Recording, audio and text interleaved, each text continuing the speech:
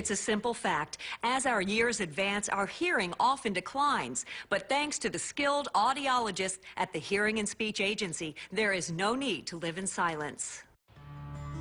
For most individuals, historically, they would start to lose their hearing as they age more closer to 70.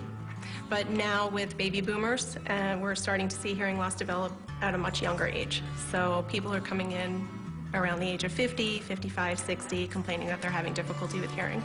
The baby boomer generation was the first generation to have that exposure to personal headsets that went over the ears, listening to loud music, rock concerts, and that sort of thing. The Hearing and Speech Agency has been around since 1926. We started out as an agency that was geared towards helping people with hearing needs. And then over the course of the last century, we've developed into more of a full agency that services people with a broad range of communication challenges. We serve individuals ranging from newborns all the way up to the elderly. First, I'm going to take a look in your ears. The role of the audiologist here at HASA is to work with patients who come in with a complaint of hearing loss. I'm going to put these headphones on your ears. So from start to finish, we do a comprehensive evaluation. We check their hearing, we check their middle ear function, and if there's a problem, we will either refer out to an ENT or physician for a medical evaluation, or if we determine that there's a need for hearing aids, then we'll work with them through the hearing aid process. Say the word baseball. We try to educate our patients when they come through. We talk to everybody, especially if we see an indicator that a hearing loss was a result of noise exposure. We certainly talk to parents of young children and teenagers to try and help them preserve their hearing. Some of the warning signs of hearing loss would be certainly if you're having difficulty hearing conversation, but if you're also having difficulty hearing voices over the telephone or understanding voices that are coming out of your television or hearing what you're seeing in a theater production, then certainly that would be an indicator that there's something going on with your hearing. Birthday. Some of the first indicators of hearing loss that someone might experience would be difficulty hearing women's and children's voices, so higher pitched voices in conversation, but oftentimes it's the other people in that individual's lives who might notice it first. We usually recommend that someone first schedule an appointment with an audiologist. There are lots of individuals out there who are providing hearing aid services that are hearing aid dispensers or hearing instrument specialists, which are very different from audiologists. So audiologists are, they are licensed and educated through accredited universities. Just push that button whenever you hear the beeps. And they are licensed to not only program and dispense hearing aids, but also diagnose hearing healthcare matters. Certainly recommend finding an audiologist to do the testing.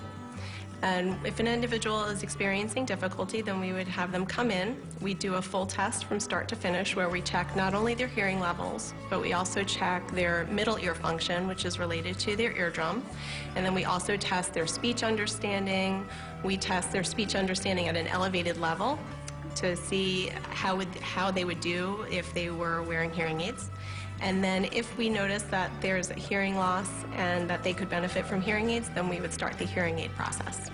There are many, many different styles of hearing aids that are available. And it used to be many years ago that hearing aids were big and clunky and very visible. And now hearing aids are very tiny, so they're very inconspicuous. And a lot of people are concerned about that.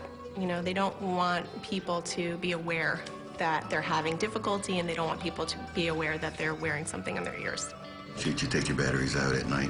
So I think the manufacturers of hearing aids have really recognized that batteries can be a big issue for many people. So recently, some of the manufacturers have come up with rechargeable options. The hearing aid itself is put into a rechargeable docking station, and the rechargeable battery is left inside the hearing aid. And at night, instead of taking the hearing aids off and putting them in a regular case, the user would put the hearing aids inside the charging station, and by the next morning, they're fully charged. It usually takes about 2 weeks from the day that they select the hearing aid, and we take impressions and we order everything till the time that they're fitted with the hearing aids. At the day of the fitting, the individual comes in, and the first thing that we do is we program the hearing aids using computer software. And we use the individual's hearing test results in order to program the hearing aids to determine where the hearing aids need to be set. And then as we go through the fitting process with the user, we'll put the hearing aids on their ears. We'll do some testing. It's called real ear measurement, in which we test what the hearing aids are actually doing when they're inside an individual's ear.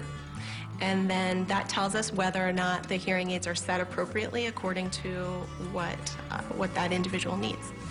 And then we'll just work with individual sound preference. So we'll talk to the person who's being fitted with the hearing aids, see what they sound like to them, and we make fine-tuning adjustments using the computer software so that the hearing aids are set to sound natural. Before we let anyone leave our office, we make sure that they know how to use the hearing aids, how to maintain the hearing aids. So how to insert them in their ears, how to change the batteries, how to use the different program options if they have a volume control or a program switch. So we want to make sure that they know how to fully operate the hearing aids before they leave. When we send them on their way, we often encourage them to live their life as they would ordinarily. We want them to take notes, so when they're wearing the hearing aids, we want them to record times when the hearing aids sound really great, times when the hearing aids don't sound great, so that when they come back for their 2-week follow-up visit, we're able to make adjustments to address the areas of need.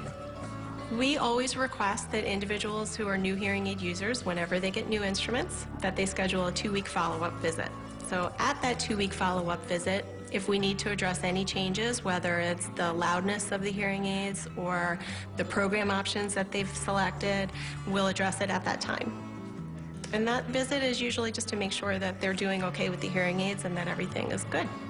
Audiologists, in addition to being trained to diagnose hearing loss and dispense hearing aids, we are also trained to repair hearing aids. So we do simple repairs here in the office. For someone who's reluctant to start the process, what I would recommend is at least come in for a hearing evaluation. Let us test your hearing, check to see where your hearing levels are. If we do determine that you need a hearing aid, start that process, because what I find with a lot of individuals that come through, they're reluctant in the beginning, but then once we get those hearing aids on and they're programmed, it really does help them preserve quality of life, gives them back access to sounds that they were missing, helps them maintain communication, and they really do recognize the benefit once they get there. Medicare will cover the cost of your annual hearing test. You'll just need a referral from your physician. If you want additional information on hearing aids, including payment options, or to schedule an appointment with an audiologist, call the Hearing and Speech Agency at 410-318-6780 or visit their website at hasa.org.